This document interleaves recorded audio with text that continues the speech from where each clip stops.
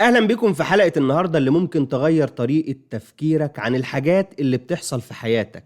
هل لما تغلط أو تقع مرة أو اتنين أو أكتر يبقى ده معناه إنك فشلت؟ ولا ممكن يكون مجرد تعثر في طريقك للنجاح؟ في ناس كتير بتخلط ما بين المعنيين دول، بس الحقيقة الفرق بينهم هو اللي بيحدد مستقبلك. مستعد تفهم الفرق؟ خلينا نبدأ.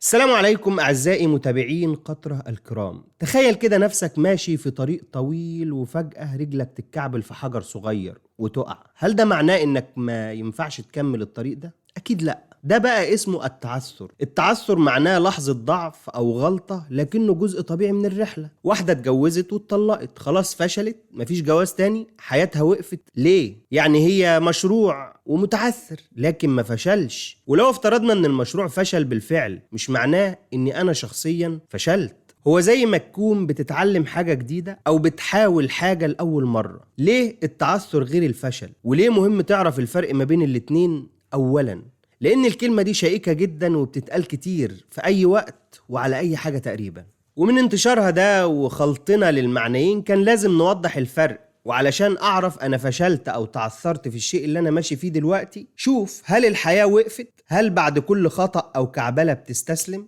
ولا بتكمل بصبر رغم الألم بتكمل؟ بس هتفرق كتير لو كان عندي المعنى ده أو الفرق بين المسميات ده واضح. عرفنا دلوقتي إن التعثر معناه لحظة ضعف أو غلطة لكنه جزء من الرحلة.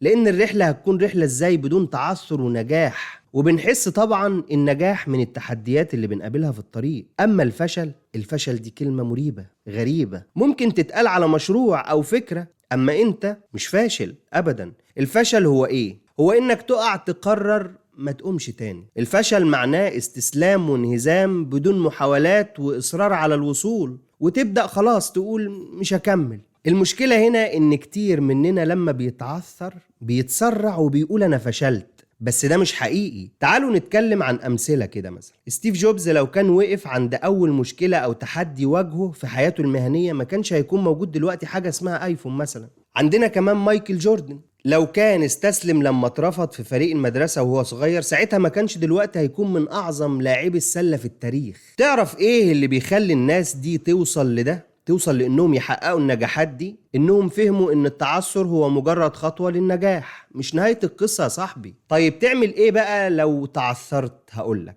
أول حاجة تقبل إن دي حاجة عادية وطبيعية. تاني حاجة اسأل نفسك إيه اللي ممكن أتعلمه من اللي حصل ده. تالت حاجة خطط بشكل أفضل وحاول من جديد، لكن المرة دي بثقة أكبر شوية. وخليني اقول لك، لو انت ماشي في طريق مفيش فيه تعثرات غالبا الطريق ده مش هو اللي هيوصلك للي انت عايزه. قبل نهاية الفيديو عايزك تفتكر حاجة، ان النجاح مش انك ما تقعش ابدا.